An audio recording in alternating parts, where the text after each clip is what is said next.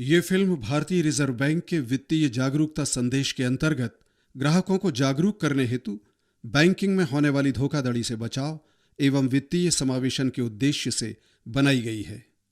ऋण पर ब्याज की गणना का सही तरीका इस फिल्म के माध्यम से बताया गया है।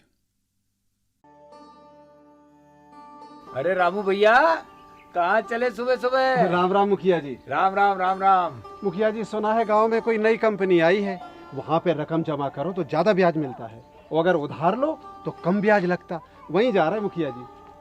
बैठ बैठ बैठ, इधर बैठ, इधर बैठ। है? अरे तू किसकी बातों में आ गया? कहीं ज्यादा के लालच में अपना पैसा ना गवा बैठना। अरे नहीं मुखिया जी, कालू और रज्जन भी गए थे रकम जमा कराने, उनका सब काम फटाफट हो गया है। कह रहे थे बहुत अच्छी कंपनी है। बोलो, अब बैंक वाले साहब आ रहे हैं, उन्हीं से बात कर लेते हैं। राम राम साहब। राम राम। राम राम राम राम। कैसे मुखिया जी? हम बहुत मंगल है साहब, आपकी थोड़ी सी राय लेनी थी। हाँ बताइए, क्या राय लेनी है? ये रामू कह रहा है गांव में कोई नई कंपनी आई है जो जमा रकम पर तो ज्यादा ब्याज देती है और उधार लेने पर कम ब्याज लेती। अरे रामू भैया, इस तरह की कंपनियां तो आती रहती हैं।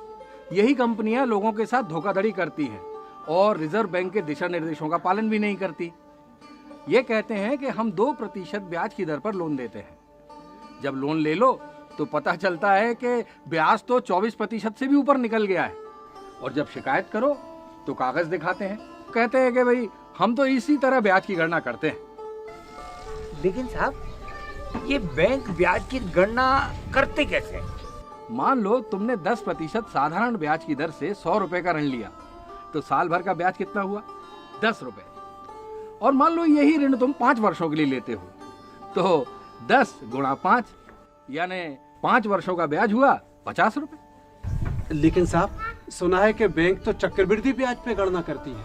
सभी बैंक चक्रवृद्धि ब्याज पर ही लोन देते हैं। इसका अर्थ है ब्याज पर ब्याज लगना। मान लो तुमने 10,000 रुपए 3 वर्ष के लिए 10% ब्याज की दर से लिए।